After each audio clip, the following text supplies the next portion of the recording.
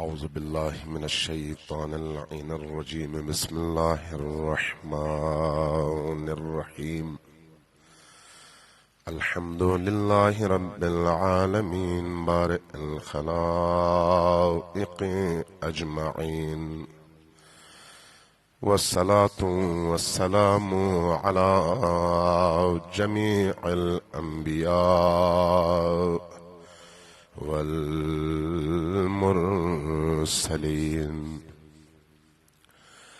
سيما من سمي في الآفاق بأحمد وفي الأرض بأبي القاسم محمد.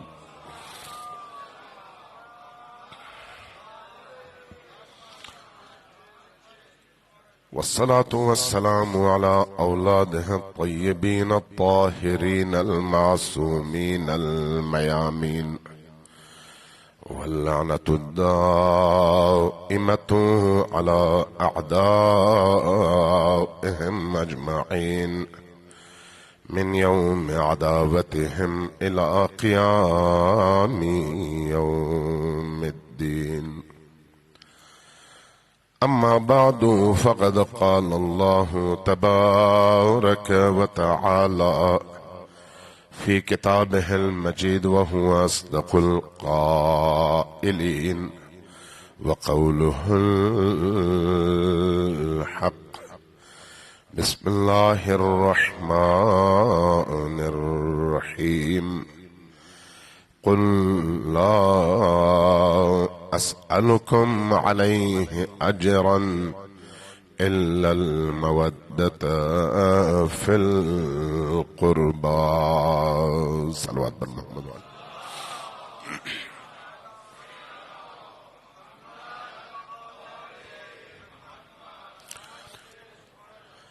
اللہ تبارک و تعالیٰ آپ کی اس عبادت کو اپنی عظیم بارگاہ میں شرف قبولیت عطا فرمائے۔ یہ جو عزاداری سید الشہداء کی نعمت ہے، یہ اتنی عظیم نعمت ہے کہ شاید اس وقت آپ کو اس کا ادراک نہ ہو، اندازہ نہ ہو، لیکن جیسے ہی آنکھ بند ہوگی تب اندازہ ہوگا کہ یہ کتنی عظیم نعمت تھی اور اس کی کتنی عظیم برکتیں تھیں انسان کی زندگی میں۔ آپ جب اس فضا میں تشریف لاتے ہیں تو یہ نورانی فضا ہے۔ اس نورانی فضا میں سانس لینا بھی اپنی جگہ ایک بہت بڑی نعمت ہے، اور ان سانسوں کے ذریعے سے آپ کے دل کے پردے کھلتے ہیں اور نورانیت میں اضافہ ہوتا ہے۔ آپ جب اس فضا میں سنتے ہیں تو جو کچھ آپ سنتے ہیں وہ اگر قرآن کے مطابق ہے، اگر ائمہ اہل البیت علیہم السلام کے فرامین کے مطابق ہے، اگر ان کی تعلیمات کے مطابق ہے، اگر اس میں ان کی معرفت ہے، تو یہ سب کچھ نور ہے۔ چونکہ احادیث میں آیا ہے، دعاؤں میں آیا ہے، کلامکم نور وذکرکم نور، نام بھی ان کا نور ہے، کلام بھی ان کا نور ہے، اور ان کا ذکر بھی نور ہے۔ جب یہ نور کانوں کے ذریعے سے دلوں تک پہنچتا ہے، جب یہ نور انسان کی سانسوں کے ذریعے سے ان کے قلوب تک پہنچتا ہے، تو یقینی طور پر انسان کے اندر کی ان کیفیات میں تبدیلی آتی ہے۔ امام علی علیہ السلام کی محبت، اللہم صلی علی محمد وعلی محمد،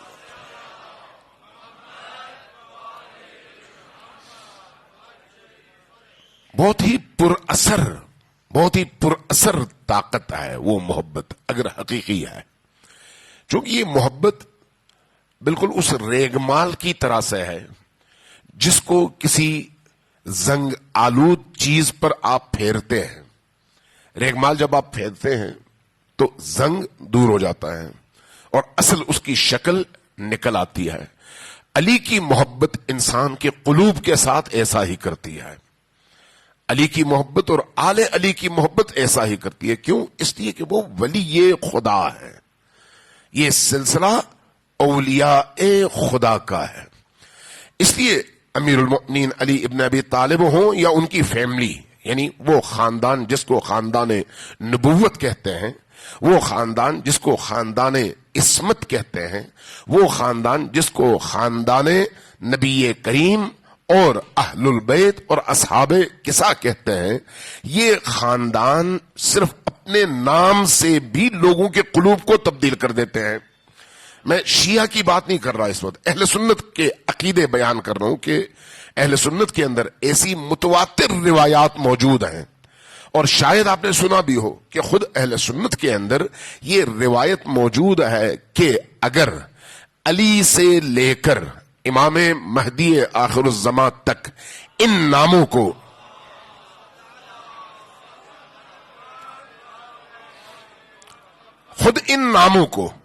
صرف ناموں کو، باقی چیزیں ابھی نہیں، صرف ان ناموں کو، یعنی امیر المؤمنین کا نام، امام حسن اور امام حسین، اور اس کے بعد امام زین العابدین، اور ہوتے ہوتے امام آخر الزمان تک، یہ جو صرف نام ہیں 12 ہستیوں کے نام، ان ناموں کو اگر پانی میں گھول کر کسی مجنون کو پلا دیا جائے تو وہ مجنون شفا یاب ہو جاتا ہے.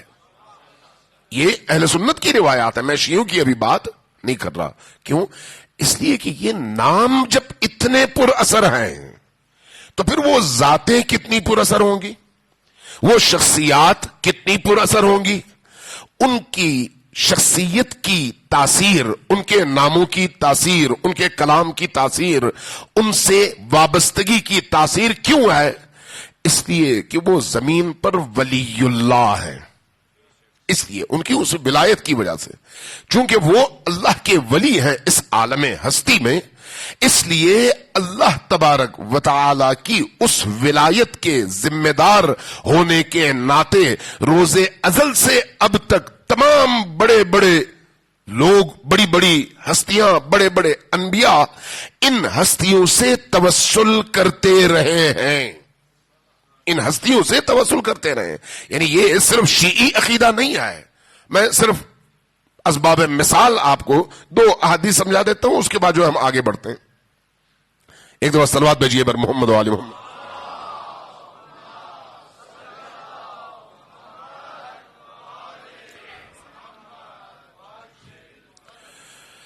یہ روایت جو ہے یہ اہل سنت نے نقل کیا ہے کہ نبی کریم نے یہ فرمایا کہ اول ما خلق اللہ نوری، اللہ نے جب کچھ نہیں تھا اس عالم ہستی میں، کچھ نہیں تھا، یعنی خود خدا تھا اور خدا کے علاوہ کچھ نہیں تھا، حتیٰ یہ لفظ بھی نہیں تھا، کچھ، یہ لفظ بھی نہیں تھا.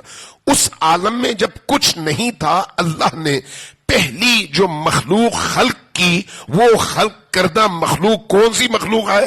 فرمایا اول ما خلق اللہ نوری، اللہ نے میرا نور پہلی خلقت کے طور پر خلق فرمایا. یہ اہل سنت کی روایت ہے.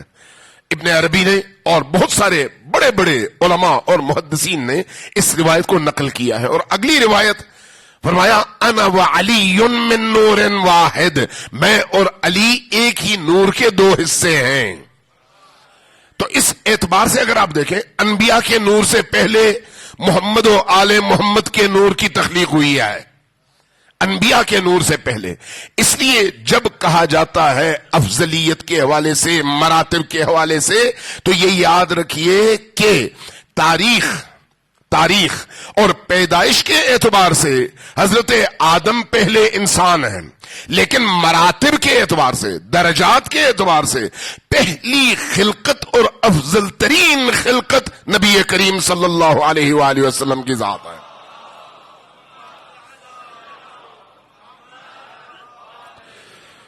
اور نبی کریم کے بعد امیر المؤمنین علی ابن ابی طالب کی ذات ہے. ایک روایت شاید پہلے میں نے آپ کو سنائی ہو، مجھے نہیں یاد، یہ بھی اہل سنت کے ہاں موجود ہے. اور امام جلال الدین سیوطی کو آپ نے سنا ہے، پڑھا ہے، نام ان کا آپ کو معلوم ہے. امام جلال الدین سیوطی اہل سنت کے بہت بڑے مفسر بھی ہیں، قرآن کریم کی انہوں نے تفسیر لکھی ہے، محدث بھی ہیں، متکلم بھی ہیں، مورخ بھی ہے. تاریخ خلفاء انہی کی کتاب ہے، در المنصور انہی کی تفسیر ہے. میں اس کے حوالے سے ایک آیت نقل کر دیتا ہوں آپ کی خدمت میں.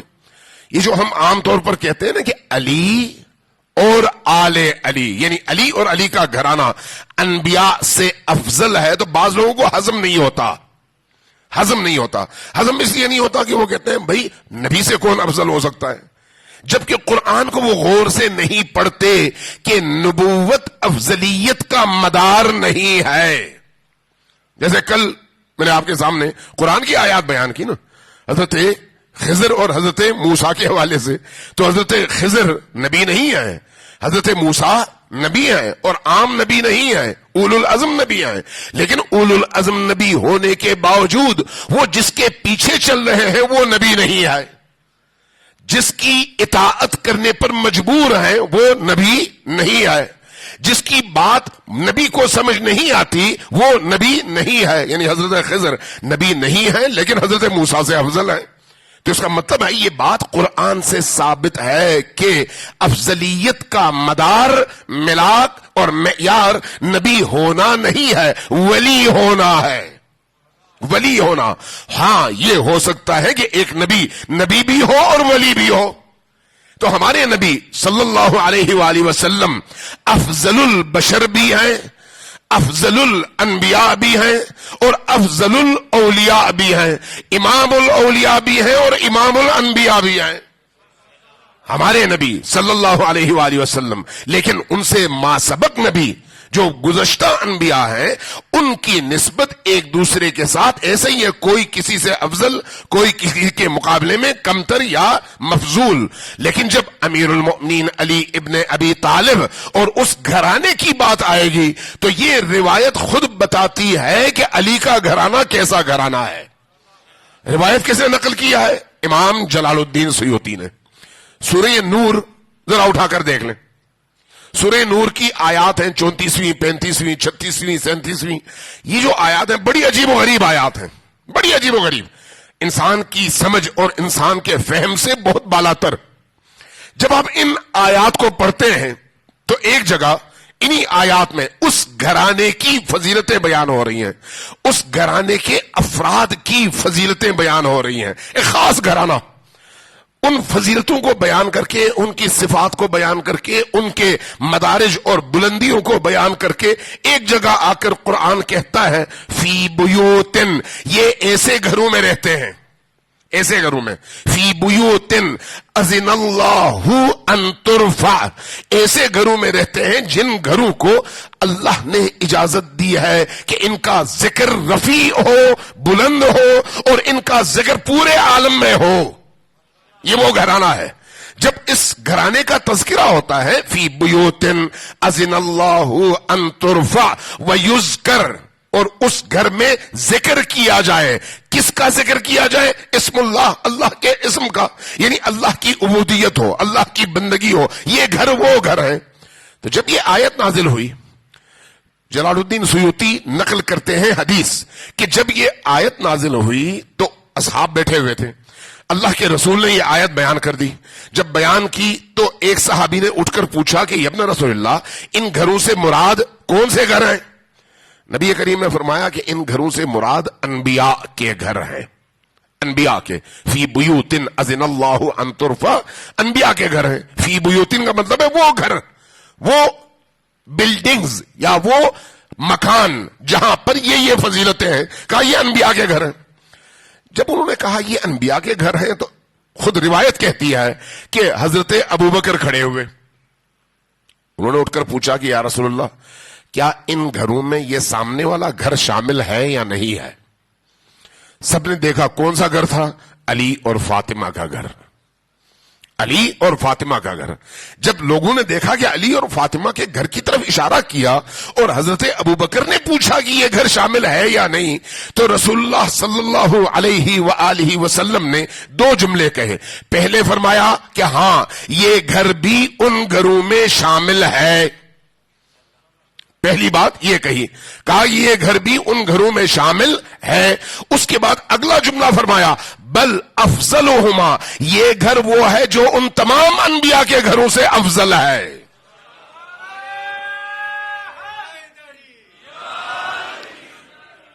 یہ جو انبیاء کے گھروں سے افضلیت کا بیان امام جلال الدین سیوطی کی اس حدیث میں آیا ہے، تو اب سوال اٹھتا ہے کہ وہ گھر جو علی اور فاطمہ کا گھر ہے اور تمام انبیاء کے گھروں سے افضل ہے، تو اس گھر کی افضلیت کی وجہ کیا ہے؟ کیا اس گھر کی دیواریں کسی خاص مادے سے بنائی گئی تھی اس لیے وہ گھر افضل ہے؟ کیا وہ گھر ایسی لکڑی سے، شیشم کی یا کسی اور قیمتی لکڑی سے بنائی گئی تھی اس لیے افضل ہے؟ وجہ کیا ہے؟ بات سمجھ آتی ہے کہ بھئی کسی گھر کی معنوی افضلیت کا دار و مدار اس کی اینٹیں، اس کی سیمنٹ، اس کا سریا، اس کی لکڑی نہیں ہے، تو کیا ہے؟ اس گھر کے مکین. جس گھر کے مکین افضل ہو وہ گھر افضل ہوتا ہے. تو اس گھر کے مکینوں میں کون شامل ہے؟ علی، فاطمہ، حسن، حسین. اگر وہ گھر افضل ہے تو ان مکینوں کی وجہ سے افضل ہے. اگر یہ مکین افضل ہے اس طرح، تو آپ دیکھیے جب یہ گھر تمام انبیاء کے گھروں سے افضل ہے تو پھر اس گھر کے مکین بھی ان تمام انبیاء سے افضل ہے. صلوات بھیجیے بر محمد و آل محمد.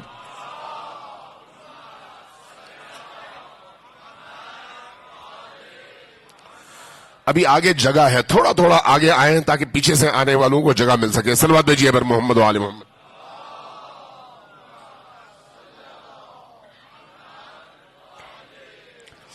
ایک دفعہ پھر ذرا اونچی آواز سے صلوات بھیجیے بر محمد و آل محمد.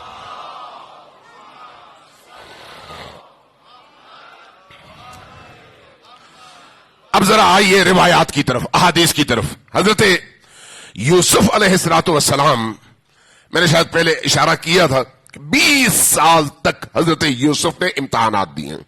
20 سال مختلف قسم کی آزمائشوں سے گزرے. ایک دن حضرت یوسف نے ہاتھ بلند کیے اللہ کی بارگاہ، کہا کہ الہی، خدایا، تجھے میرے والد یوسف کے حق کا واسطہ، توجہ ہے میں کیا کہہ رہا ہوں، تجھے میرے والد حضرت یعقوب کے حق کا واسطہ، آگے اب دعا کرنا چاہ رہے ہیں کہ کیا میں مانگ رہا ہوں. جیسے ہی فرمایا کہ بار الہ تجھے میرے والد حضرت یعقوب کے حق کا واسطہ، تو فوراً وہی اتری، اے یوسف ٹھہر جاؤ. رک گئے. پوچھا کہ کون سا حق؟ اب آپ تعجب کریں گے. پوچھا کون سا حق؟ یعقوب کا کوئی حق ہے مجھ پر؟ میں نے اس کو 11 بیٹے دیے، ایک کو کچھ عرصے کے لیے اس کی نگاہوں سے اوجل کیا تو صبر کی بجائے روتے روتے وہ نابینا ہو گئے. تو کیا ان کا مجھ پر حق ہے یا میرا ان پر؟ جب یہ بات ہوئی تو حضرت یوسف خاموش ہو گئے. یہ ہماری روایات میں موجود ہے. حضرت یوسف خاموش ہو گئے. جب خاموش ہوئے تو فرمایا اس طرح دعا نہ کرو، بلکہ دعا یوں کرو، الہی بحق محمد و علی و فاطمہ و حسن والحسین.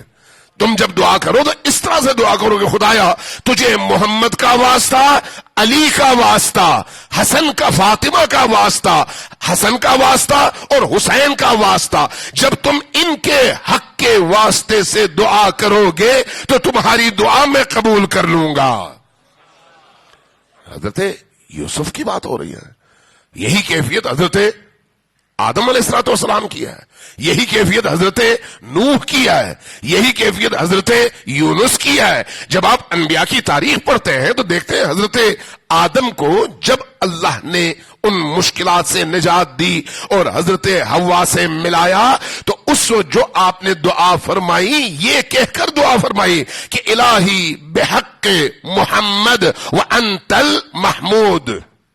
یا دوسری اس طرح، دو طرح سے روایات ہیں، یا حمیدو بحق محمد اس طرح سے بھی وارد ہے، ویا دوسرا جو ہے ویا عالیو بحق علی، ویا فاطر السماوات والارض بحق فاطمہ، ویا محسنو بحق الحسن، ویا قدیم الاحسان بحق الحسین. جب آپ نے ان تمام ناموں کا واسطہ دیا تو اللہ تبارک و تعالیٰ نے ان کی دعا کو قبول کر لیا. کیوں؟ اس لیے کہ زمین پر اللہ کی ولایت ان ہستیوں کے گرد گھومتی ہے، ان ہستیوں کے گرد. اس لیے ان ہستیوں کو اللہ تبارک و تعالیٰ نے اس پورے عالم میں تمام مخلوقات کے لیے نور کا، ہدایت کا اور نجات کا ذریعہ قرار دیا ہے. صلوات بھیجیے پر محمد و آل محمد.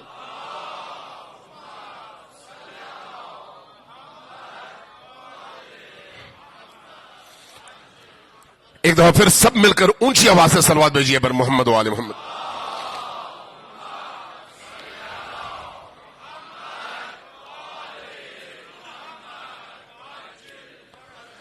عزیزان گرامی، یہ جو ہستیاں ہیں، ان ہستیوں کے حوالے سے چند چیزیں ہمارے ذہنوں میں ہمیشہ رہنی چاہیے. اللہ اور بندوں کا جو تعلق ہے، عام طور پر ہم جو بندے مر جاتے ہیں ان کے بارے میں کہتے ہیں کہ وہ اس دنیا سے اٹھ گئے، ختم ہو گئے. اور خصوصاً ہمارے وہابی دوست وہ یہ سمجھتے ہیں کہ بھئی انسان مر گیا تو بالکل ختم ہو گیا، اور اسی ضمن میں پھر انبیاء کو بھی لے آتے ہیں. جبکہ انسان کی حقیقت یہ جسم نہیں ہے، روح ہے. جسم نہیں ہے، روح ہے.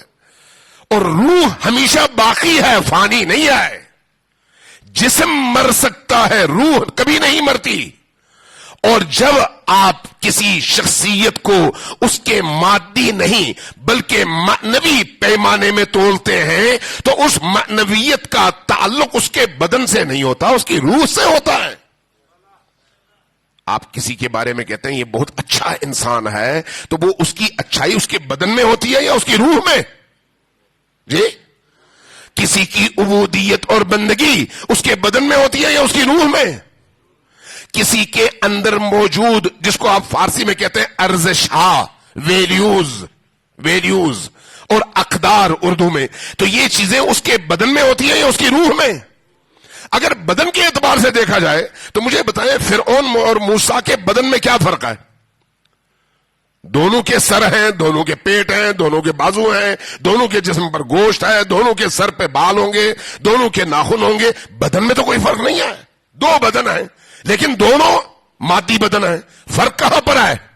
روح میں. تو وہ جو چیز باقی ہے وہ بدن نہیں ہے، وہ کیا ہے؟ وہ روح. اچھا، جب آپ سے کہا جاتا ہے کہ ایک انسان بہت ہی مقدس ہے تو اس کے تقدس کا اظہار اس کے بدن کے ذریعے سے ہوتا ہے، لیکن بدن اعلیٰ ہوتا ہے اس کی روح کے لیے. روح میں جو نیکی ہوتی ہے وہ نیکی بدن کے ذریعے سے باہر لوگوں کے سامنے نمایاں ہوتی ہے. لہذا جب انسان مرتا ہے تو اس کا بدن مرتا ہے، اس کی روح تو نہیں مرتی. روح زندہ ہے. لہذا جب نبی کریم صلی اللہ علیہ وآلہ وسلم جنگ بدر میں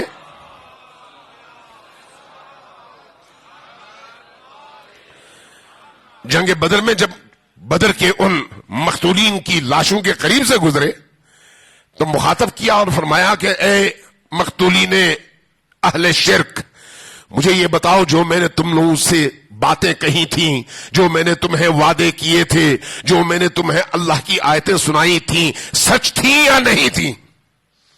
جب آپ نے یہ کہا تو کچھ اس زمانے کے وہابی ذہن کے لوگ انہوں نے کہا کہ یا رسول اللہ یہ سنتے کہاں ہیں، یہ تو مر چکے ہیں. جب کہا یہ تو مر چکے ہیں تو فرمایا نہیں، یہ تم سے زیادہ سنتے ہیں، تم سے زیادہ سنتے ہیں. ہاں، جواب نہیں دے سکتے چونکہ روح جب بدن کی قید سے آزاد ہو جاتی ہے تو اس کی صلاحیتیں روحانی ہوتی ہیں، پھر بدنی نہیں. بدن چار دیواری میں قید ہے لیکن روح قید نہیں ہے. بدن اس دروازے کے باہر نہیں دیکھ سکتا، یعنی آنکھیں مادی ہیں نا، اس دیوار کے پیچھے یہ آنکھیں نہیں دیکھ سکتی، لیکن انسان کی روح کیا اس چار دیواری کی قید میں ہے؟ نہیں. اس کے سامنے یہ دیوار نہیں ہے. وہ اس پورے آپ کے معاشرے کو روح دیکھ سکتی ہے. مثلا آپ یہاں پر بیٹھے ہوئے، روح کی جو خصوصیات ہیں ان خصوصیات کو آپ پڑھیں تو آپ کو محسوس ہوگا کہ روح جب بدن سے مفارقت کر کے الگ ہوتی ہے، روح جب الگ ہو جاتی ہے تو روح ان تمام انسانوں کے اندر جو موجود نیتیں ہیں ان نیتوں کو بھی دیکھ رہی ہوتی ہے، لیکن زندہ انسان نہیں دیکھ رہا ہوتا. زندہ انسان کیوں نہیں دیکھ رہا ہوتا؟ اس لیے کہ وہ بدن کی قید میں ہے، روح ایسا نہیں ہے. اس لیے میں ابھی کچھ عرصے پہلے دیکھ رہا تھا، پڑھ رہا تھا، آیت اللہ العظمی آیت اللہ حسن زادہ آملی فلسفے میں، عرفان میں، منطق میں، کلام میں، اور ستاروں کے علوم میں، جغرافیہ میں، یعنی اور علوم ریاضیات میں آج کے دور کے سب سے بڑے عالم، کچھ عرصہ پہلے ان کا انتقال ہو گیا. جب ان کے شاگرد ان کی زندگی کے آخری لمحات میں ان کے پاس آئے، کہا کہ آپ جیسا اب کوئی اور وہ ہے نہیں، جب بھی زمانے میں کوئی گتھی ہوتی وہ سلجھانے کے لیے ہم آپ کے پاس آتے، کوئی الجھن ہوتی ہم آپ کے پاس آتے، اب آپ کے بعد کہاں جائیں؟ وہ مسکرائے، کہا کہ میرے ہی پاس آؤ. تو عرض کیا کہ ہم آپ کے حال حیات کی بات نہیں کر رہے، ہم جو بات کر رہے ہیں آپ کے بعد کی بات کر رہے ہیں. آپ اب جس سٹیج پر ہیں، ظاہر ہے موت تو ہے، تو آپ اگر چلے گئے تو آپ کے بعد کس کی طرف جائیں؟ مسکرائے اور کہا نہیں میں ہوں نا، میرے ہی پاس آؤ. تو کہا آپ اس دنیا میں؟ کہا اس دنیا میں تو میں اس دنیا سے زیادہ طاقتور ہوں. اس دنیا میں میرے سامنے جو اس دنیا کی رکاوٹیں ہیں وہ رکاوٹیں تو ختم ہو جائیں گی. تو یہ جو دنیا ہے یہ موانع کی دنیا ہے، رکاوٹوں کی دنیا ہے. انسان کی روح جب آزاد ہوتی ہے تو اس دنیا میں زیادہ طاقتور ہوتی ہے. جب ایک عام انسان کے لیے یہ ہے تو پھر ولی خدا کے لیے کیا ہونا چاہیے؟ جب ایک عام انسان کے لیے ولی خدا کو کتنا وسیع ہونا چاہیے. جن ہستیوں کو ہم اولیاء اللہ کہتے ہیں، اولیاء اللہ سے مراد وہ نہیں جن کو لوگ ولی خدا بنائیں، چونکہ ولی خدا لوگ بناتے تو پھر وہ لوگوں کے ولی ہوتے ہیں، اللہ کا ولی نہیں بنتے. اللہ کا ولی وہ ہوتا ہے جس کو اللہ بنائے، چونکہ یہ منصب ہے، منصب معنوی ہے، منصب ظاہری بھی ہے. اس لیے حق جو ہے اللہ کا ہے، اس لیے اللہ ہی دے گا. اب جو انسان اللہ کی ولایت حاصل کر چکا ہو وہ چاہے اس بدن میں ہو یا اس بدن سے باہر، دونوں صورتوں میں اس کا اثر ہے اس دنیا کے اندر، دونوں صورتوں میں. اس لیے آپ بہت سارے اوقات میں آپ نے اپنے مرحومین کو مختلف موارد میں دیکھا ہوگا کہ کہیں نہ کہیں زندہ انسانوں کی رہنمائی کر رہے ہوتے ہیں، خواب میں آتے ہیں رہنمائی کرتے ہیں. یہ رہنمائی ایک روح کر رہی ہے. کیسے؟ بہت سارے آپ کے اپنے مشاہدات ہوں گے، تجربات ہوں گے. خواب میں آپ نے کسی عزیز کو، کسی بزرگ کو دیکھا، اس نے آپ کو کہا کہ آ کر یہ کرو، یہ نہ کرو، یہ تمہارے نقصان دہ، وہ نہیں ہے. زندہ انسان سمجھ نہیں پا رہا، لیکن وہ جو مرا ہوا ہے وہ آ کے بتا رہا ہے کہ بھی یہ کرو یہ فائدے میں ہے، وہ نہ کرو وہ نقصان میں ہے. کیوں؟ اس لیے کہ وہ اس دنیا سے گزرنے کے بعد زیادہ وسعت کے ساتھ طاقتور ہو چکی ہے روح. جب آپ ولی خدا کی بات کرتے ہیں تو ولی خدا اس بدن کے اندر بھی ولی ہے اور اس بدن سے باہر بھی ولی ہے، لیکن ہر زمانے میں جو ذمہ دار ہے وہ ایک ہی ہے، کئی اولیاء نہیں ہیں، ایک ہی ہے. اس لیے امیر المومنین کے دور میں صرف امیر المومنین ہیں اور ان کے بعد صرف امام حسن ہیں. امام حسن کے دور میں امام حسین امام ہوتے ہوئے بھی ولایت کا وہ منصب صرف امام حسن کے پاس ہے.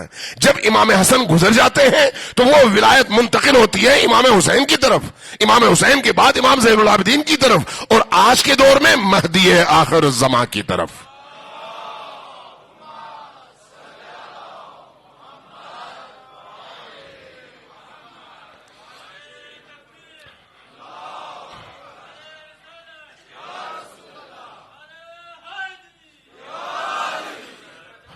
لہذا ہم جن اہل البیت علیہم الصلوۃ والسلام کو اپنا ولی سمجھتے ہیں وہ اولیاء ہیں جو اس دنیا میں زندہ ہیں، زندہ ہیں. ہاں، اختیار کے حوالے سے دور کس کا ہے؟ امام مہدی آخر الزمان علیہ الصلوۃ والسلام کا. اب اس امام کی خصوصیت کیا ہے؟ ابھی آپ زیارات میں بھی پڑھتے ہیں، اگر روز جمعہ کی زیارت اٹھا کر دیکھیں تو آپ کیا پڑھتے ہیں؟ السلام علیک یا، السلام علیک یا عین اللہ فی خلقہ، میرا سلام ہو آپ پر اے وہ ہستی جو زمین پر، مخلوقات پر اللہ کی آنکھ ہے. کیا مطلب ہے اس کا؟ یعنی وہ ہستی ہے جو تمام عالم کو دیکھ رہی ہے، وہ ہستی ہے جس کی نگاہوں کے سامنے کوئی بات چھپی ہوئی نہیں ہے. اس وقت ہم بیٹھے ہوئے وہ ہمیں دیکھ رہے ہیں. السلام علیکہ یا عین اللہ فی خلقہ، امام علی کو نہیں کہہ رہے ہم، امام زمان کو کہہ رہے ہیں۔ امام زمان کو کہنے کا مطلب کیا ہے؟ اس کے پیچھے یہ عقیدہ کار فرما ہے کہ امام زمان زندہ بھی ہیں، حاضر بھی ہیں اور ناظر بھی ہیں، یعنی دیکھتے بھی ہیں۔ آپ جب امام رضا کی بارگاہ میں جاتے ہیں تو وہاں پر بھی اسی طرح کی دعا کرتے ہیں۔ جب آپ امام رضا کی بارگاہ میں جاتے ہیں، اس نے دخول جب لیتے ہیں تو کیا کہتے ہیں؟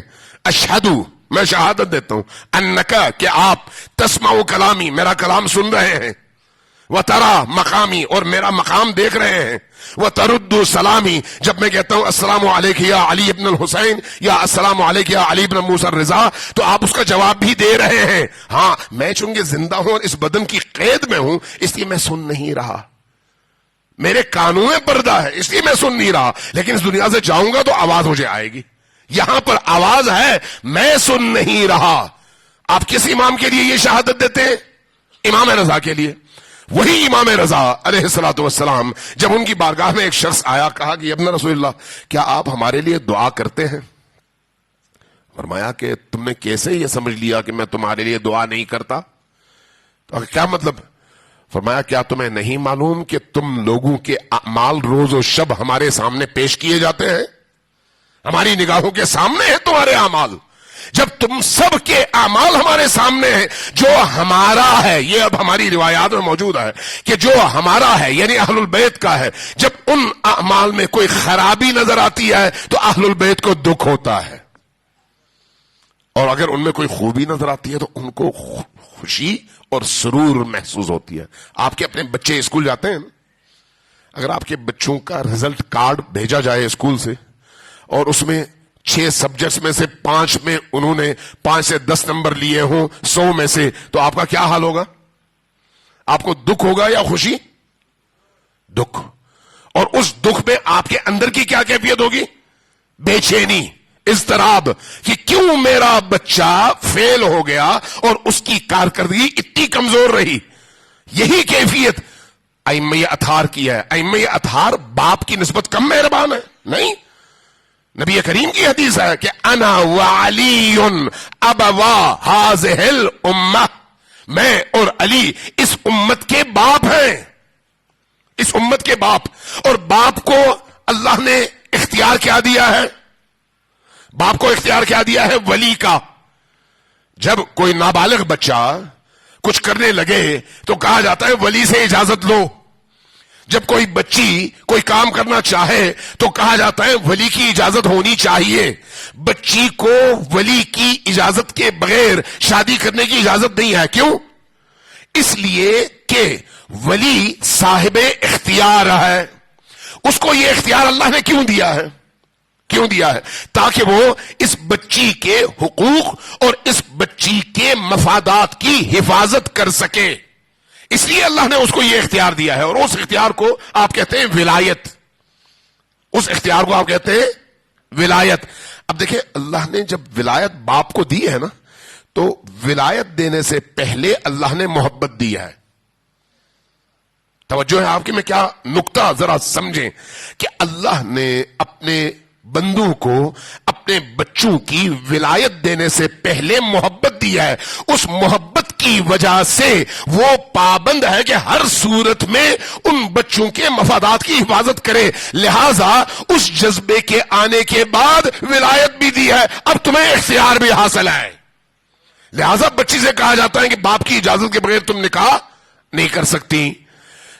ائمہ ہدا علیہم الصلوۃ والسلام کو اللہ نے اپنی ان تمام مخلوقات کی جو چیز سب سے پہلے عطا کی ہے وہ ہے محبت، جس کے حوالے سے پہلی مجلس میں میں نے عرض کیا تھا کہ یہ رحمت خدا ہے، رحمت خدا۔ اور اسی رحمت خدا کے تحت ایک انسان سے جتنا رب محبت کرتا ہے اتنا ہی رب کے یہ اولیاء محبت کرتے ہیں۔ لہذا ایک امام اپنے مأموم سے، ایک امام اپنے موالی سے، ایک مولا اپنے پیروکار سے جو محبت کرتا ہے وہ باپ والی محبت نہیں ہے۔ باپ والے محبت کی نسبت اربوں گنا زیادہ مضبوط محبت ہے، اربوں گنا زیادہ مضبوط محبت۔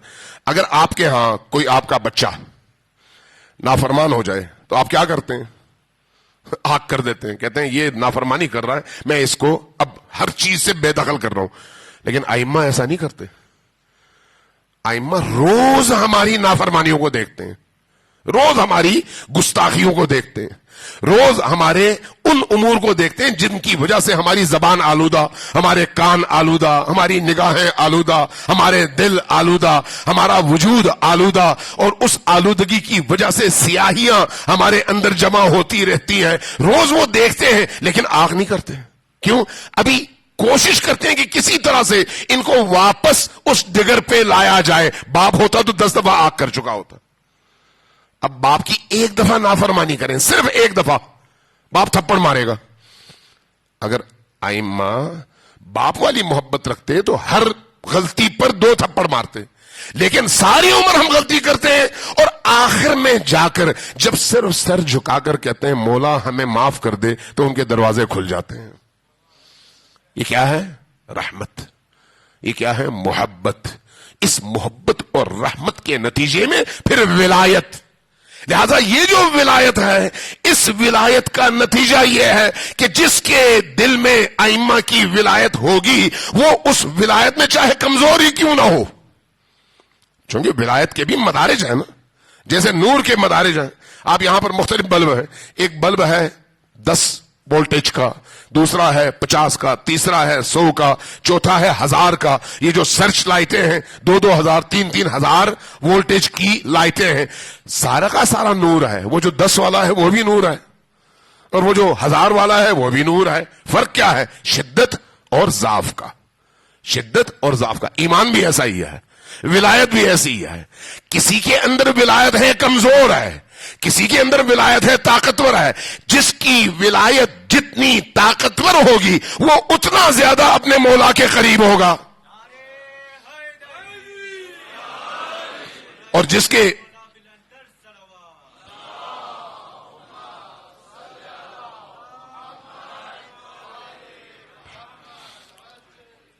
اندر ولایت جتنی کمزور ہوگی وہ اتنا زیادہ ضعیف ہوگا. لیکن ولایت ہے، اور وہ ولایت ضعیف ہی کیوں نہ ہو انسان کو فائدہ دیتی ہے، فائدہ دیتی ہے.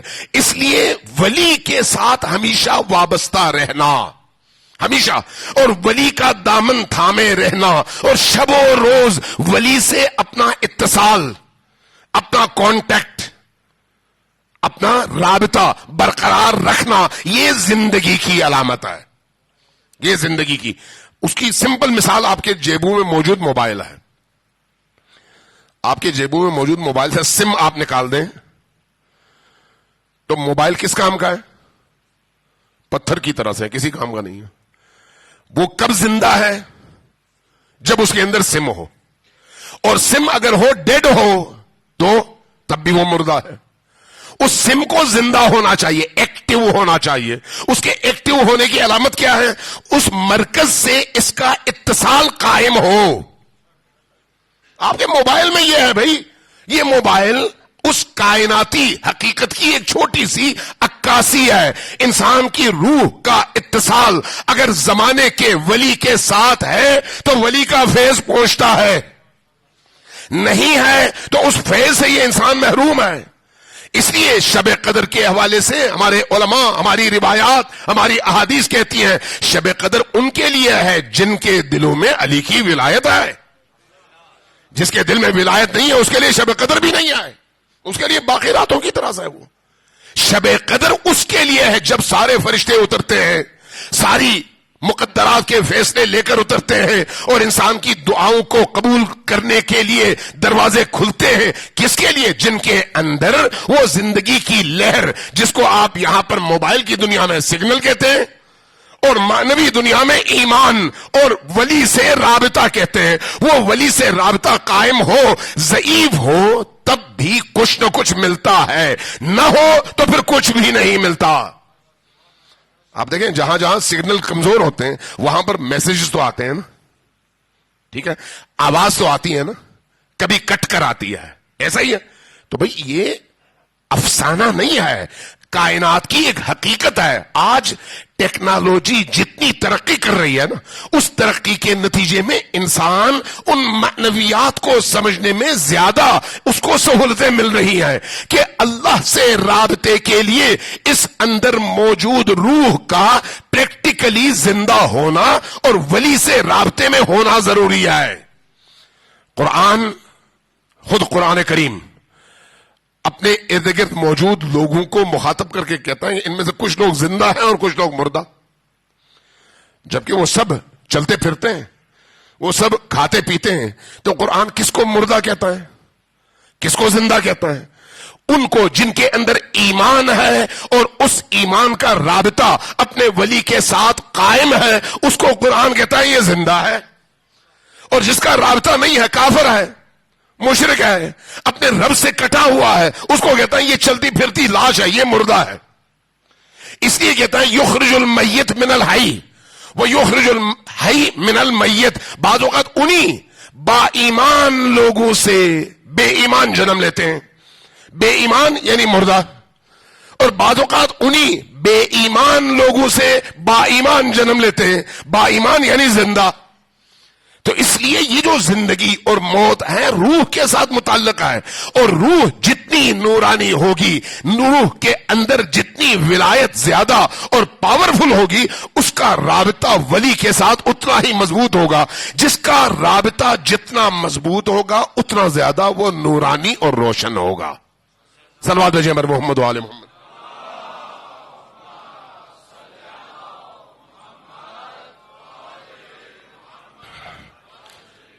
تھکے تو نہیں ہے؟ ایک دفعہ پھر سرا صلوات بھیجیں بر محمد و آل محمد.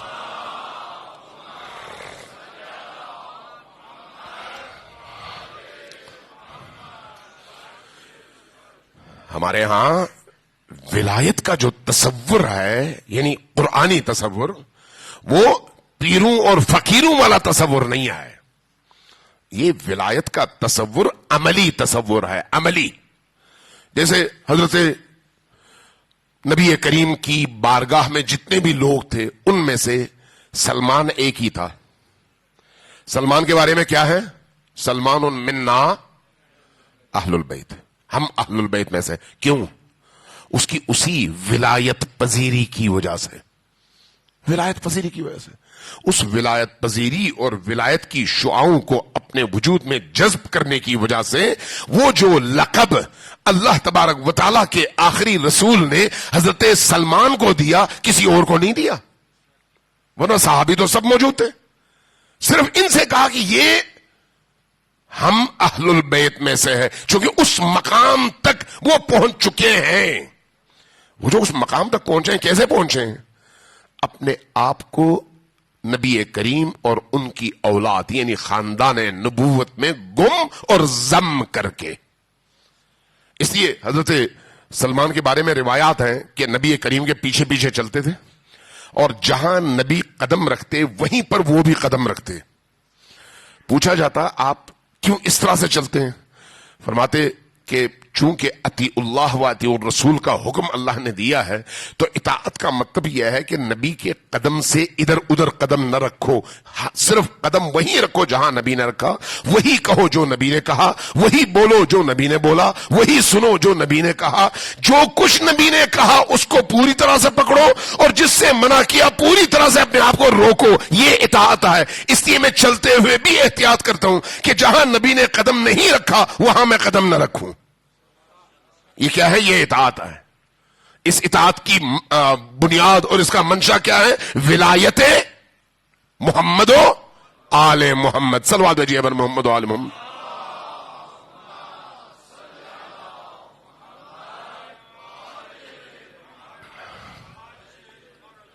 آج بھی یہ دروازہ بند نہیں ہے، یہ دروازہ آج بھی کھلا ہوا ہے.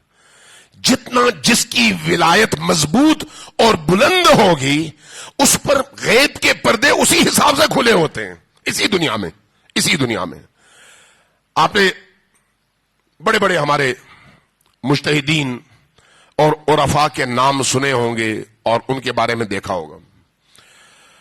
آیت اللہ محمد حسین طباطبائی، جن کو علامہ طباطبائی کہتے ہیں، साहिब तफसीर अलमीजान, बहुत बुलंद शख्सियत है, बहुत बुलंद शख्सियत, इतनी बुलंद कि उनकी मिसाल इस दौर की तारीख में कोई और नहीं मिलती।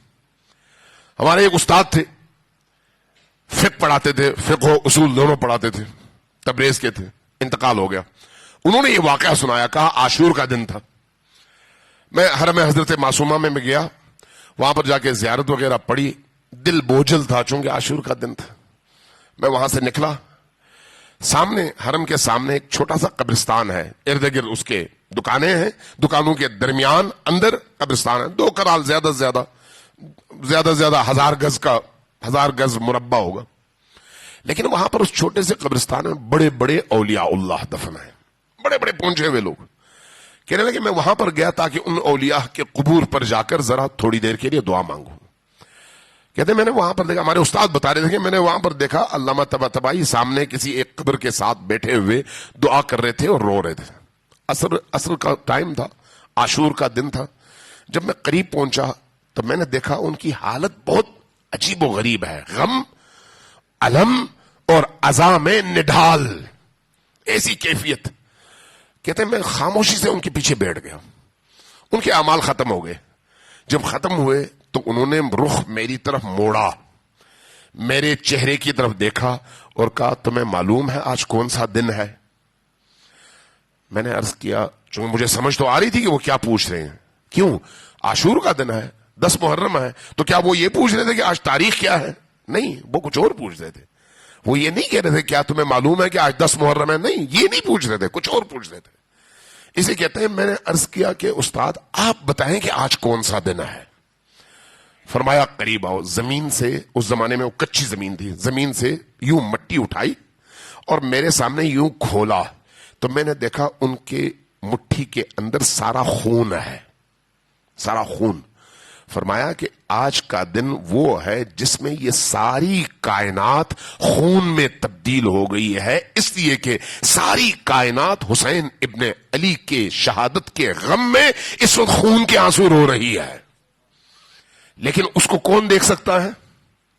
जिसकी आंखें विलायत की वजह से खुल जाएं, उन मरातिब की वजह से खुलें। हर बंदा उसको नहीं देख सकता। खुद हमारे उस्ताद कह रहे थे, मैंने देखा उनके हाथों में इस खून को मैंने देखा।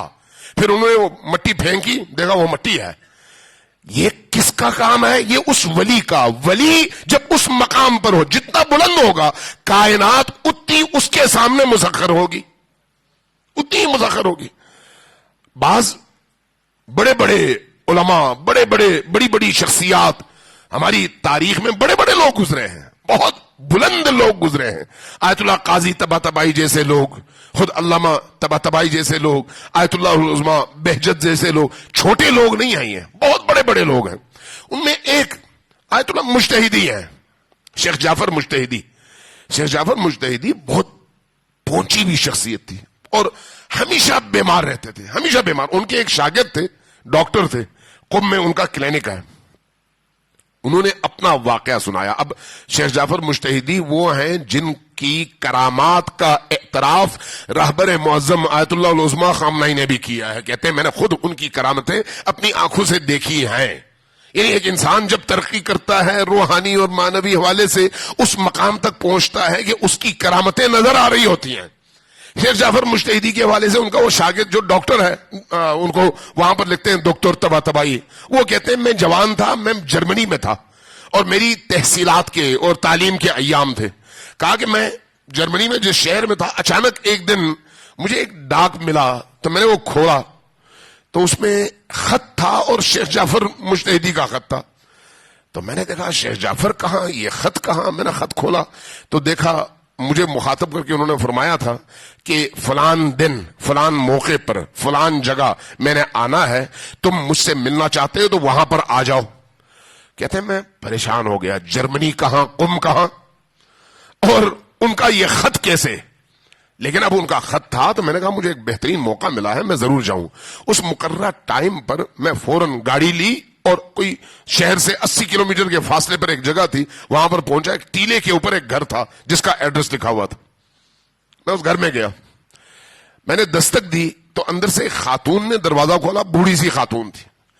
تو مجھے جرمن زبان آتی تھی تو میں نے سلام کیا, اس نے جواب دیا اپنی طرف سے. میں نے کہا کہ کیا آپ کے ہاں کوئی مہمان آئے ہیں؟ میں نے کہا ہاں. تو کہا مجھے اس مہمان نے کہا تھا کہ اس گھر میں آؤ. تو کہا آئیے, مجھے لے کر اندر گئے. کہتے ہیں میں نے دیکھا اندر دیوار سے ٹیک لگائے ہوئے شیخ جعفر مجتہدی آرام فرما رہے تھے. میں نے جا کے ان کے ہاتھ چومے تو میں نے پوچھا آپ کہاں, جرمنی کہاں, یہ خاتون کہاں, یہ خط کہاں؟ مجھے سمجھ نہیں آئی. کہا کہ دیکھو یہ جو خاتون ہے یہ مسیحی ہے. توجہ دیں. کہا یہ مسیحی ہے. اس خاتون کا ایک بیٹا تھا, اس کی کل کائنات وہی بیٹا تھا. وہ بیمار پڑ گیا, ڈاکٹروں نے جواب دے دیا.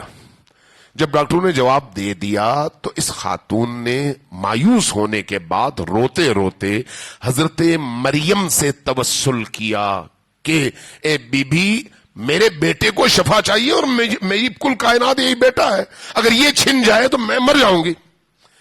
حضرت مریم نے اس خاتون کو حوالہ دیا, کہا کہ تمہاری دعا قبول تو ہوگی لیکن اس وقت میں اور میرا بیٹا عیسیٰ نہیں بلکہ ایک پیغمبر تھے جن کا نام محمد ہے, اور ان کی ایک بیٹی تھی جن کا نام فاطمہ ہے.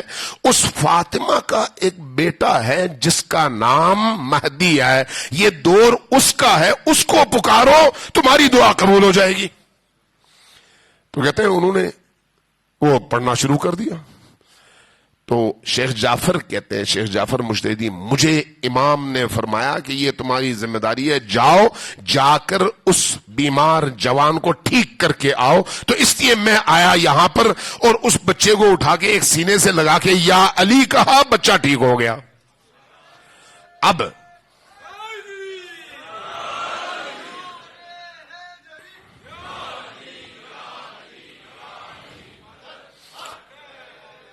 وہ ڈاکٹر طباطبائی کہتے ہیں کہ میں نے دیکھا شیخ جعفر کو ضرورت پڑی وضو کی, وہ چلے گئے. میں نے اس خاتون کو مخاطب کیا, میں نے کہا کہ آپ بتائیں ہوا کیا ہے؟ کہا کہ ہم مسیحی تھے. وہ سارا واقعہ انہوں نے بتایا. کہا کہ مجھے خواب میں حضرت مریم نے 3 نام بتائے تھے, محمد, فاطمہ اور مہدی. کہتے ہیں جب میں نے یہ 3 نام جاگ کر دیکھا تو میرے ذہن میں نقش تھے, تو میں مسلسل یہی ورد کرتی رہی, محمد فاطمہ مہدی, محمد فاطمہ مہدی, محمد فاطمہ مہدی. یہ ورد کرتی رہی یہاں تک کہ میرے دروازے پر دستک ہوئی اور یہ بزرگ آئے. تو میں نے پوچھا آپ کیوں آئے؟ کہا تم نے کس کو پکارا تھا؟ کہا ان ناموں کو. کہا مجھے انہی نے بھیجا ہے, مجھے انہی نے بھیجا ہے. پھر کہا کہ جب یہ آئے تو میں نے دروازہ کھولا, یہ سیدھے آئے میرے اس کمرے میں گئے جہاں پر میرا بیٹا لیٹا ہوا تھا, سیدھے گئے اس بیڈ پر بغیر اس کے کہ میں کچھ کہوں. وہاں پر جا کر اس بچے کو انہوں نے دونوں ہاتھ ان کے دونوں طرف سے نیچے دے کر یوں اٹھایا اور اپنے سینے سے لگایا. اب انہوں نے ایک نیا نام کہا جو میرے خواب میں نہیں سنا تھا. کہتے ہیں میں نے پوچھا وہ نام کیا تھا؟ تو انہوں نے کہا وہ نام تھا یا علی. کہتے ہیں جب انہوں نے یہ یا علی کہا اور اس بچے کو اپنے سینے سے لگایا تو بچہ بالکل ٹھیک ہو گیا, اٹھ کر بیٹھ گیا اور مجھ سے کھانا مانگنے لگا, جبکہ ڈاکٹر نے کہا تھا کہ یہ بچہ اب مہمان ہے, اس کا فاتحہ پڑھ لو, یہ مرنے والا. یہ کیا ہے؟ یہ وہی ولایت ہے, ولایت علی و آل علی کی معنویت. جس کے اندر یہ ولایت پیدا ہوتی ہے وہ وہی کام کرتا ہے, جیسے میں نے کل شاید عرض کیا تھا یا پچھلی مجلس میں, کہ وہی کام جو قرآن نے ہمیں سمجھایا کہ اللہ جب کہتا ہے کن ہو جاتا ہے, مومن بھی جب پڑھتا ہے بسم اللہ الرحمن الرحیم تو وہ ہو جاتا ہے ویسے ہی جیسے خدا کے کن کہنے پر ہو جاتا ہے. اور جب مومن اس لیول کا ہو تو پھر وہ بسم اللہ خود علی اس بسم اللہ کے بائے بسم اللہ ہے نا, لہذا علی کے نام میں بھی بسم اللہ پوشیدہ ہے, علی کے نام میں بھی.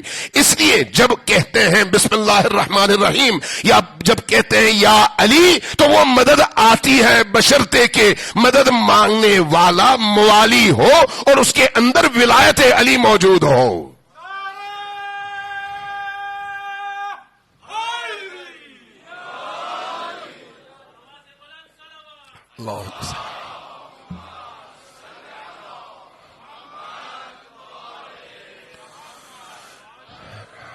عزیزان گرامی، اس لیے سب سے پہلی جو چیز ہے وہ یہ ہے کہ دلوں کو پاکیزہ کریں. دلوں کو، ان تمام چیزوں کا تعلق دل کے ساتھ ہے. اگر دل پاکیزہ ہے تو پھر باقی چیزیں پاکیزہ ہو سکتی ہیں. دل پاکیزہ نہ ہو، بدن کو آپ صابن لگا لگا کر دھوئیں، کپڑے آپ صاف بالکل پہنیں، لیکن دل اگر نجس ہو تو ان کپڑوں اور بدن کی پاکیزگی کوئی اثر نہیں دکھاتی. دل پاکیزہ ہو تو یہ نام بھی آتے ہیں اور ان کی تاثیر بھی آتی ہے. دل پاکیزہ ہو تو علی اور آل علی اس دل کو اپنا گھر بھی بناتے ہیں. اس لیے کہ القلب حرم اللہ، دل، مومن انسان کا دل حرم خدا ہے. حرم خدا میں خدا رہتا ہے، اور جہاں خدا ہوتا ہے وہیں پر خدا کے اولیاء ہوتے ہیں. اس لیے مومن کا دل پاکیزہ ہونا چاہیے. مومن اگر مومن ہے تو اس کی زبان کو پاکیزہ ہونا چاہیے. مومن ہے تو اس کے کانوں کو پاکیزہ ہونا چاہیے. غیبتیں نجاست ہیں. توجہ ہے میں کیا کہہ رہا ہوں؟ غیبت، دوسرے مومنین کے پیٹھ پیچھے برائیاں بیان کرنا، یہ نجاست ہے. بولنے والے کی زبان نجس، سننے والے کے کان نجس. اپنے آپ کو ان نجاستوں سے بچائیں. جھوٹ نجاست ہے، بولنے والے کی زبان نجس. تہمت نجاست ہے، بولنے والے کی زبان نجس. حرام خوری حرام نجاست ہے، پیٹ میں جائے تو پورا وجود نجس.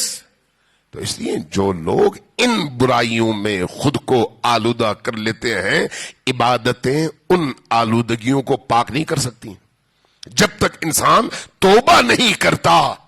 اور توبے کا رستہ کیا ہے؟ پہلے ان لوگوں کو پاک، ان لوگوں کو راضی کرو جن کا آپ نے حق مارا ہے. حق پیسہ نہیں آئے. اگر آج کے دور میں یہ جو موبائل کا دور ہے، کسی ایک مومن کے حوالے سے کوئی بات پتہ چل جائے اور میں اس کو اپنے واٹس ایپ کے میسج میں ڈال دوں اور جس تک پہنچے اس تک اس کا ایپ پہنچ جائے، تو میں نے اس کے حوالے سے وہ خیانت کی ہے جس کے لیے مجھے 200 300 جن جن لوگوں تک میں نے پہنچایا ہے، ان سب کے دلوں سے جب تک میں اس غلط چیز کو نکال نہ دوں، اللہ مجھے کبھی معاف نہیں کرتا. پہلے زمانے میں مغفرت آسان تھی، چونکہ آپ جب بولتے تھے تو ایک بندہ سنتا تھا، 2 بندے سنتے تھے، آگے ہو سکتا ہے 2 بندوں کو کہیں. لیکن آج کے دور میں ایک بندہ سنتا ہے، 10 گروپوں میں ڈالتا ہے، 10,000 لوگوں تک پہنچتا ہے. 10,000 لوگوں کے ذہنوں کو خراب کرنے کی ذمہ داری میرے ایک میسج کی ہے، اور اس کا نتیجہ یعنی میں سب سے بڑا مجرم جھوٹ میں، تہمت میں. بعضوں کا جب کہا جاتا ہے آپ نے یہ بات کیوں لکھی یا یہ بات کیوں آپ نے اس کی تشہیر کی، تو کہتے ہیں میں نے تو سچ بولا تھا. غیبت کس کو کہتے ہیں؟ سچ کو. یعنی آپ نے کسی میں کوئی عیب، کوئی گناہ، کوئی برائی دیکھی اور اس کو بیان کر دیا. آپ نے سچ بیان کیا، لیکن آپ کو حق نہیں تھا بیان کرنے کا. آپ نے کیا، آپ مجرم ہیں. اس کی مثال کیا ہے؟ قرآن نے کیا کہا؟ لا یغتب بعضکم بعضا، تم میں سے بعض لوگ دوسرے بعض کی غیبت نہ کریں. ایحب احدکم، کیا تمہیں یہ پسند ہے ان یاکل لحم اخیہ، کہ اپنے مردہ بھائی کا گوشت کھاؤ؟ مردہ بھائی کا. ام المومنین کے ساتھ نبی کریم ساتھ میں تھے، سامنے سے ایک خاتون کا گزر ہوا. خاتون کا قد چھوٹا تھا. اس خاتون خانہ نے عرض کیا یا رسول اللہ، دیکھیے وہ چھوٹے قد کی خاتون جا رہی ہے، اس کا قد کتنا چھوٹا ہے. جیسے ہی یہ کہا، نبی کریم نے فرمایا تھوکو. انہوں نے تھوکا تو ان کے منہ سے گوشت کے چھوٹے چھوٹے ٹکڑے خون کے ساتھ باہر آیا. عرض کیا یا رسول اللہ یہ کیا ہو گیا؟ فرمایا کیا تم نے قرآن کی یہ آیت نہیں پڑھی؟ ایحب احدکم ان یاکل لحم اخیہ میتۃ، کیا تم اپنے مؤمن بھائی کے مردہ جسم کو کھانا پسند کرو گے؟ تو اگر پردہ ہٹ جائے تو تم دیکھو گے کہ تم نے اپنے مردہ بہن کا گوشت کھایا ہے. صرف پردہ ہٹنے کی دیر ہے. وہ جو عالم معنی ہے، عالم معنی میں ہر چیز اپنی اصل صورت میں ہے. اس وقت آپ کو مرغی نظر آ رہی ہے، تھوڑی سی بات اگر لمبی ہو جائے تو سنیں گے یا نہیں؟ صلوات بھیجیں بر محمد و آل محمد.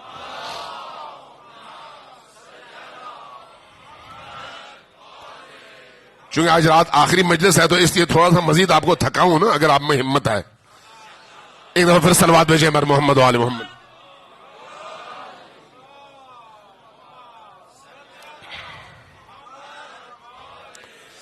ایک دفعہ پھر ذرا اونچی آواز سے صلوات بھیجیں بر محمد و آل محمد.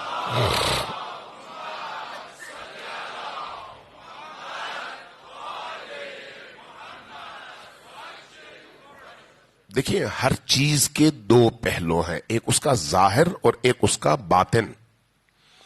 ایک اس کا ظاہر اور ایک اس کا باطن. آپ جب بازار سے مرغی ذبح کر کے لاتے ہیں تو مزے سے کھاتے ہیں یا نہیں؟ جی کیوں مزے سے کھاتے ہیں؟ اس لیے کہ آپ کہتے ہیں یہ حلال ہے. ایسا ہی ہے، ایسا ہی ہے نا. مری ہوئی مرغی اگر اس کے سامنے دکان کے سامنے پڑی ہو تو آپ اس کو کھاتے ہیں؟ جی کیوں نہیں کھاتے؟ ذرا اونچی آواز سے بولے نا، کیوں نہیں کھاتے؟ حرام ہے. تو وہ جو رشوت کا پیسہ آتا ہے وہ حرام نہیں ہے؟ اس رشوت کے پیسے سے جو حلال مرغی آتی ہے وہ حلال ہو جاتی ہے یا وہ بھی حرام ہے؟ ظاہر ہے وہ بھی حرام ہے. جو اثر اس مری ہوئی مرغی کے گوشت کا ہے وہی اثر رشوت کے پیسے سے خریدے ہوئے گوشت کا ہے. یا اپنے بھائی کا جو پیسہ دبا لیتے ہیں، اپنے کسی دوست کا پیسہ دبا لیتے ہیں، اپنے کسی مومن بھائی کا پیسہ دبا لیتے ہیں، مومن نہیں ہندو کا پیسہ دبا لیتے ہیں، جو دبا کر کسی کا چھین کر کسی سے زبردستی لے کر اس کو دیے بغیر اس کی رضامندی کے بغیر میں کھانے لگوں تو یہ گوشت، یہ روٹی، یہ سبزی وہی حکم رکھتی ہے جو وہ مردہ مرغی رکھتی ہے. وہاں پر تو ہم نہیں کھاتے، یہاں پر بڑے شوق سے کھاتے ہیں، جبکہ دونوں میں فرق کوئی نہیں ہے. وہ بھی اسی طرح حرام ہے جس طرح سے یہ حرام ہے. تاثیر دونوں کی ایک ہے. یہ یاد رکھیے، حقائق عالم کو دیکھنے کے لیے قلبی بصیرت چاہیے. قلبی بصیرت، قلبی بصیرت نہ ہو تو کم از کم ایمان چاہیے. کم از کم ایمان ہو تو چونکہ وہی نے ہمیں بتایا، وہی کے ذریعے سے ہمیں بتایا گیا کہ یہ حرام ہے لہذا میں رک جاؤں گا. اور اگر بصیرت ہو تو مجھے نظر آ رہی ہوگی کہ بھئی یہ گندگی ہے. گندگی آدمی دیکھ کر نہیں کھاتا. ہمارے ایک بہت پہنچے ہوئے بزرگ تھے، مشہد کے سفر پہ کہنے لگے میں کسی بس میں بیٹھا، مجھے حکم ہوا کہ تم جاؤ مشہد زیارات کے لیے. میں بس میں بیٹھ گیا تو بس میں مختلف زائرین جمع تھے، میں ان کے ساتھ بیٹھ گیا. رستے میں ایک جگہ سب رکے، مجھ سے کہا کہ آپ بھی ہمارے ساتھ کھانے میں شریک ہوں. کہتے ہیں میں جب بس سے اترا ان کے دسترخوان میں بیٹھا تو میں نے دسترخوان میں کیا دیکھا، ہر برتن میں خون ہے، پیپ ہے، پیپ، اور مختلف حرام جانوروں کا بدبودار گوشت ہے.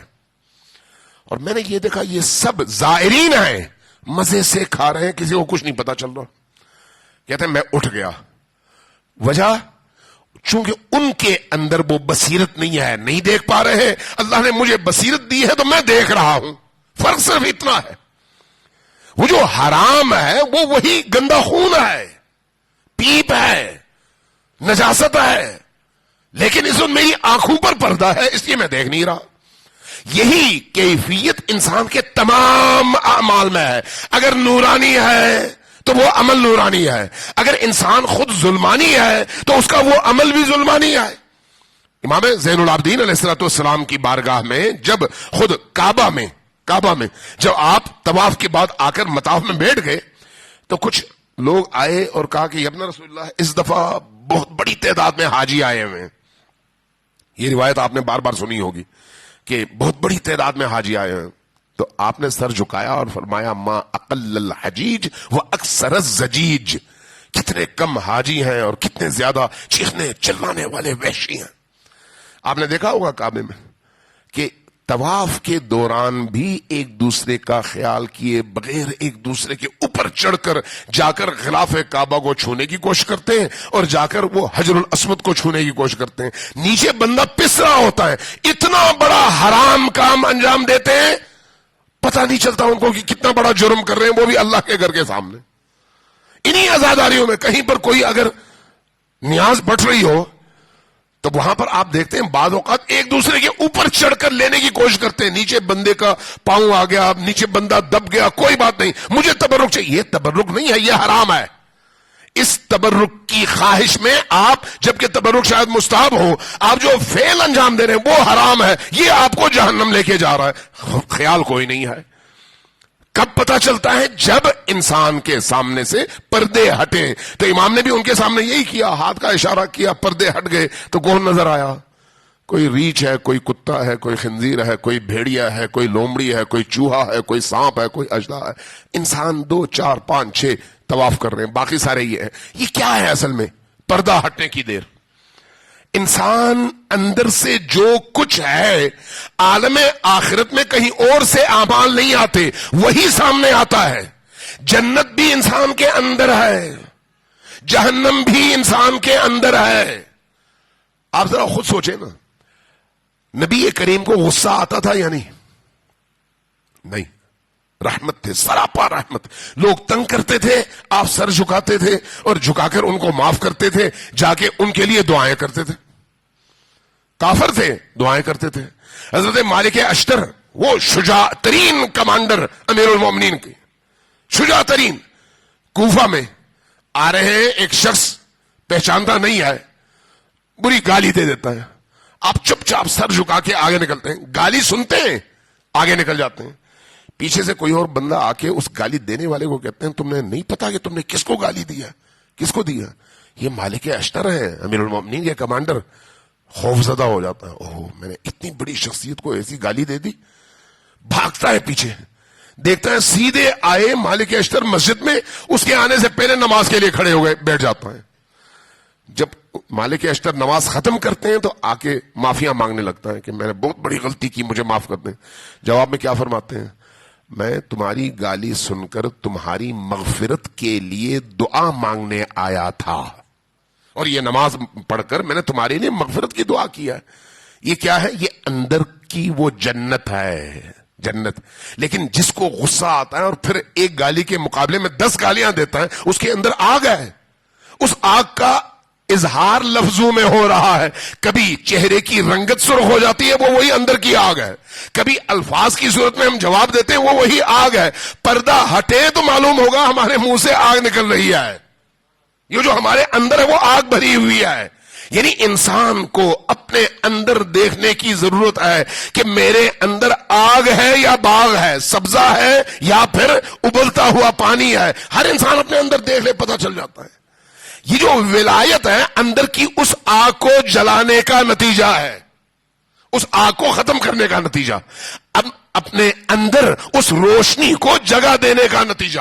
اہل البیت کی محبت, اہل البیت کی مودت, اہل البیت کا عشق اندر کی اس آگ کو ختم کر کے نورانیت پیدا کرتی ہے, اور اس کے نتیجے میں انسان جب معاشرے میں قدم رکھتا ہے تو تمام زیادتیوں کے باوجود سربسجود ہو کر رب کا شکر ادا کرتا ہے اور رب کے بندوں پر رحم کرتا ہے. صلوات بھیجیے بر محمد و آل محمد.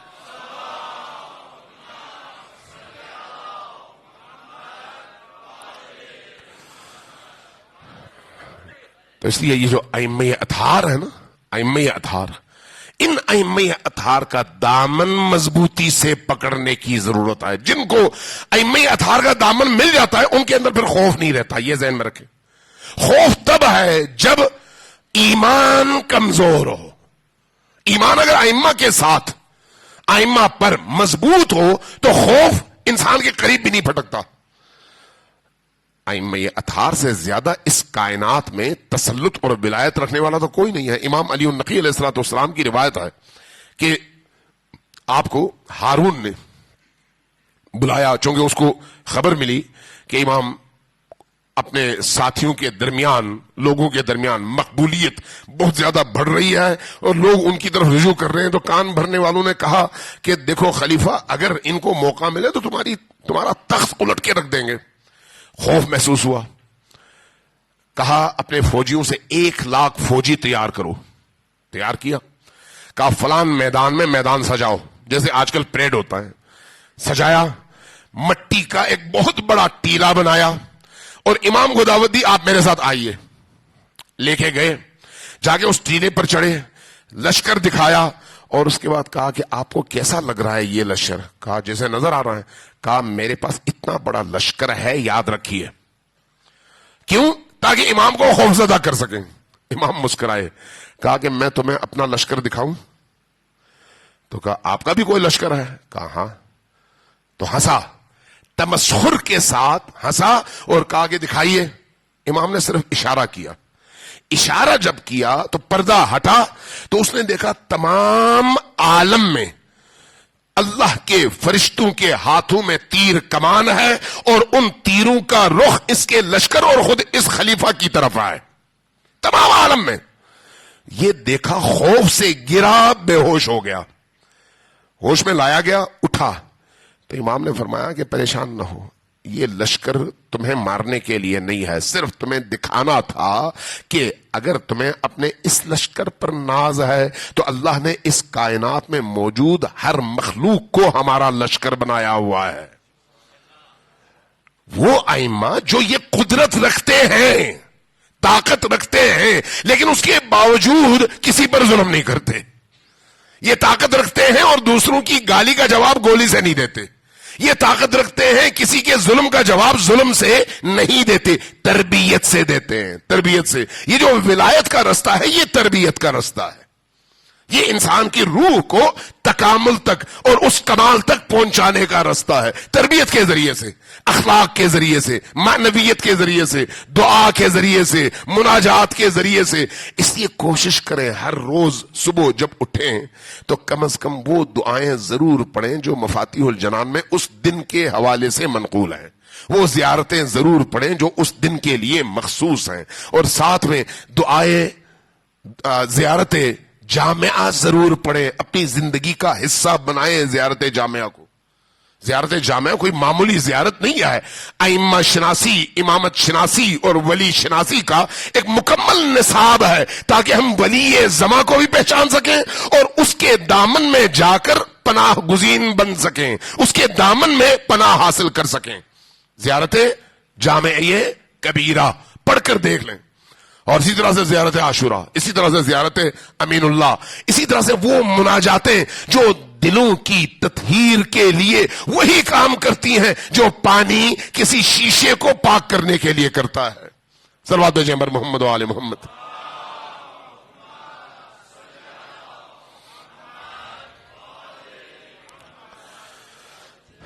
عزیزان گرامی, ائمہ خدا کو اپنے چاہنے والوں سے بہت محبت ہے, بہت محبت ہے. اس لیے یہ جو آپ کی مجالس ہے نا, یہ مجالس ان کی طرف سے ایک بہت بڑا انعام ہے, اللہ کی طرف پلٹنے کا بھی اور اپنے باطن کی تطہیر کا بھی. اس لیے روایات کہتی ہیں کہ ان مجالس میں اخلاص کے ساتھ آؤ, اخلاص کے ساتھ نیت کر کے آؤ. تم جب نیت کر کے آؤ گے اور اپنی نیت کو پاکیزہ رکھو گے تو اس کے نتیجے میں تمہاری وہ سانسیں جو اس فضا میں تم لیتے ہو, وہ سانسیں بھی اللہ کی بارگاہ میں عبودیت اور بندگی میں تبدیل ہو جائیں گی. جب اخلاص کے ساتھ انسان ان مجالس میں گھر سے نکلتا ہے تو روایات کہتی ہیں کہ ہر قدم کے عوض اس کا ایک گناہ معاف کر دیا جاتا ہے اور ایک حسنہ کا اضافہ کر دیا جاتا ہے. نیت, کل میں نے اسی پر بات ختم کر دی, اپنی نیتوں کو پاکیزہ رکھیں. کوئی بھی کام کرنے سے پہلے نیت کر لیں. حضرت ابوذر کو رسول کریم کی جو نصیحتیں ہیں نا, پورا ایک باب ہے, مختلف نصیحتیں حضرت ابوذر کو کی ہیں رسول کریم نے. ان میں جو پہلی نصیحت یہ ہے وہ یہ ہے کہ یا اباذر, اے ابوذر یاد رکھو, جب بھی کوئی کام کرو پہلے نیت کرو کہ اس سے خدا خوش ہو, اس سے رسول خوش ہو, اس سے ائمہ خوش ہو. جب نیت کرو گے تو تمہارا وہ عمل پاکیزہ بھی ہوگا اور عبادت بھی کہلائے گا. آپ دکان جاتے ہیں نا, آپ نے نیت کر کے جائیں کہ حلال کی روزی آپ کمائیں گے, اللہ خوش ہوگا, وہی آپ کا جو جانا ہے وہ آپ کے لیے عبادت ٹھہرے گا. وہ جو آپ قدم اٹھاتے ہیں دکان کی طرف جانے کے لیے, وہ آپ کا ہر قدم عبادت کہلائے گا, اس لیے کہ آپ رزق حلال کی کے حصول کے لیے قدم اٹھا رہے ہیں. نوکری پہ جا رہے ہیں, اسی نیت کے ساتھ نکلیں. رستے میں صلوات پڑھتے ہوئے نکلیں, پہنچتے ہوئے صلوات پڑھتے رہیں. گاڑی چلاتے ہوئے صلوات پڑھتے رہیں، واپس آتے ہوئے صلوات پڑھتے رہیں۔ جب صلوات کے ذریعے سے، درود کے ذریعے سے، پاکیزہ نیت کے ذریعے سے آپ اپنی زندگی کے روزمرہ کام انجام دیں گے تو روزمرہ کے وہ مباح کام عبادت پہ تبدیل ہو جائیں گے اور آپ کے درجات میں وہ اضافہ کرتے رہیں گے۔ روزمرہ کام۔ ابھی اگر یہاں پر نیاز تقسیم ہو تو آپ سب کی خواہش ہوگی کہ نیاز کھائیں۔ یہ نیاز کیا ہے؟ امام حسین علیہ السلام کے نام پر دیا جانے والا کھانا، دیا جانے والا کوئی بھی ایسی چیز، شربت، کھانا، کوئی اور چیز۔ کیا ہم روز و شب یہ نیت نہیں کر سکتے کہ جو کچھ ہم کھا رہے ہیں وہ امام حسین کے نیاز کی نیت سے کھائیں؟ آپ اپنے گھر میں اگر کہیں بیوی سے، بیٹی سے، والدہ سے، بہن سے کہ بھئی جو پکاؤ وہ امام حسین کی نیت سے پکاؤ، یاد رکھیے یہ جو پکے گا اس کے اندر نورانیت پیدا ہوگی، چونکہ امام حسین کے نام سے پکا ہے نا۔ اس لیے وہی خصوصیت جو آپ امام بارگاہ میں امام حسین کی نیت سے پکا کر دے رہے ہیں تو اس میں خصوصیت پیدا ہوتی ہے، مریض کے لیے شفا ہے، بے برکت گھرانوں کے لیے برکت کا باعث ہے، بے نور قلوب کے لیے نورانیت کا باعث ہے۔ وہی خصوصیات گھر کے اس کھانے میں پیدا ہوں گی جو خصوصیت آپ یہاں پر چاہتے ہیں۔ کب؟ جب صرف آپ نے ایک نیت کر لی۔ آپ کے اس کھانے اور اس کھانے میں فرق کیا ہے؟ ایک نیت کا فرق ہے۔ نیت کر لیں۔ آپ کو حتیٰ ایک گلاس پانی اگر کوئی پلاتا ہے اس نیت سے پلاتا ہے کہ میں امام حسین کے نام پر پلا رہا ہوں یا پلا رہی ہوں، تو یقین جانیے وہ ایک پانی کا گلاس پلانا ایسے ہے جیسے کسی روزہ دار کو افطار کرانا، چونکہ آپ نے نیت یہ کی ہے کہ امام حسین راضی ہوں، اور اس کی وجہ سے آپ کا وہ چھوٹا سا عمل اتنی بڑی عبادت بن جاتا ہے۔ اس لیے جب آپ ان عزاداریوں میں آتے ہیں تو اس نیت کے ساتھ آئیں، باوضو ہو کر آئیں، سوچ کر آئیں کہ آپ نے امام حسین کی بارگاہ میں جانا ہے، سننا ہے، اپنے وجود کو پاکیزہ کرنا ہے اور ذکر حسین کے ذریعے سے ولایت حسینی میں داخل ہونا ہے۔ صلوات بھیجیے پر محمد و آل محمد۔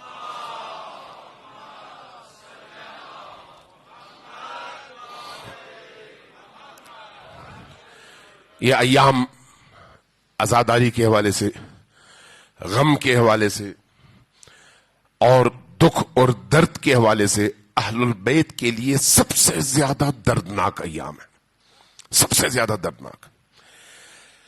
آج یکم صفر کی شب ہوئی، 30 محرم گزر گیا، اور بعض روایات اور تاریخوں میں ہے کہ یکم صفر کو قافلہ حسینی شام پہنچ گیا تھا، قافلہ حسینی شام پہنچا تھا۔ یہ جو شام کا پہنچنا ہے یہ کوئی چھوٹی بات نہیں ہے۔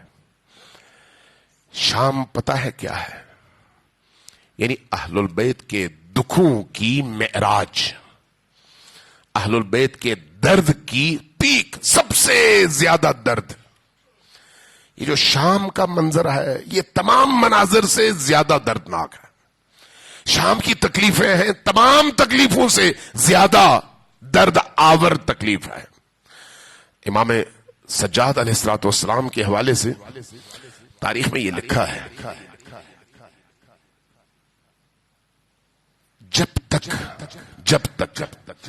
سید الساجدین کربلا کے بعد زندہ رہے، 10 محرم 61 ہجری سے لے کر 95 ہجری تک، تقریباً 34 سال، ان 34 سالوں میں روایات بتاتی ہیں کہ امام سجاد علیہ السلام مسلسل روتے رہے، مسلسل روتے رہے۔ بعض لوگ کہتے تھے یا امام آپ اتنا روتے ہیں؟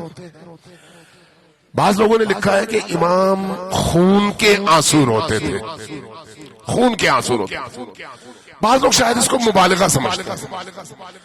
کچھ لوگ آئے حضرت آیت اللہ العظمیٰ حکیم کے پاس نجف میں، عرض کیا کہ آغا ہم نے سنا ہے آپ تو مرجع تقلید ہیں، اتنی بڑی اجتہاد کی شخصیت ہے، ہم نے سنا ہے کہ امام زین العابدین علیہ السلام جب تک زندہ رہے خون کے آنسو بہاتے ہوئے روتے رہے، کیا یہ حقیقت ہے یا لوگ مبالغہ آمیزی کرتے ہیں، بڑا چڑھا کے بیان کرتے ہیں؟ حضرت آیت اللہ العظمیٰ حکیم نے سر جھکا لیا، سر جھکایا تو پھر بلک بلک کر رونے لگے۔ रोते रोते लोगों ने देखा उनके कंधे हिल रहे हैं और हिचकियां निकल रही हैं। काफी देर के बाद कुछ आराम महसूस हुआ तो जेब से रुमाल निकाला, अपनी आंखों से आंसू पोंछने के बाद रुमाल जैसे ही सामने रखा, देखने वालों ने देखा कि उस रुमाल में जगह जगह खून है।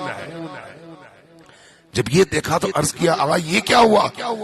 फरमाया, देखो मैं करबला में नहीं था, मैं कूफा व शाम के बाजारों में नहीं था, लेकिन आज भी जब मैं सुनता हूं, पढ़ता हूं या सोचता हूं कि सैयद साजिदीन के साथ बाजार कूफा व शाम में क्या किया गया, तो मेरी आंखों से जो आंसू बहते हैं वो खून के आंसू हैं। सैयद साजिदीन ने तो अपनी आंखों से ये सब कुछ देखा है, तो अगर वो खून के आंसू रोए तो तुम्हें ताज्जुब क्यों है? क्यों तुम्हें ताज्जुब है? मिनहाल रावी है, कहता है कि मैं मदीना आया, पता किया इमाम सज्जाद अगर हैं तो मैं उनकी बारगाह में पहुंचूं, तो जब गया तो पता चला तशरीफ फरमा है, मुझे इजाजत मिली, गुलाम या खादिम मुझे लेकर घर की छत पे गया, तो मैंने देखा इमाम साहब ने तशरीफ फरमा है, मुझे इजाजत मिल चुकी थी, मैं गया तो मैंने क्या देखा, इमाम तशरीफ फरमा है एक जगह और सामने एक बर्तन में पानी है और उस पानी को देख रहे हैं और रोते चले जा रहे हैं।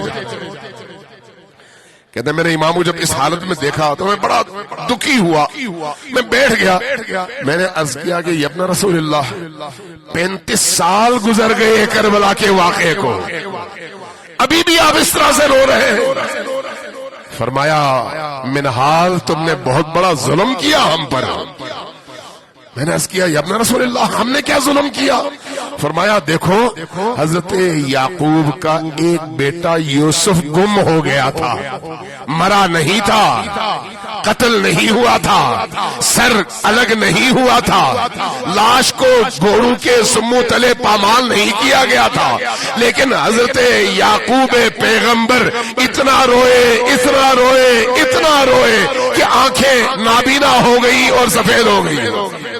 मेरी निगाहों के सामने मेरे 18 यूसुफ कत्ल हुए, उनकी गर्दनों को काटा गया, उनके सरों को जुदा किया गया, नेज़ों पर चढ़ाया गया, शहर शहर फिराया गया, तो क्या मैं न रोऊं अपने उन शोहदा पर?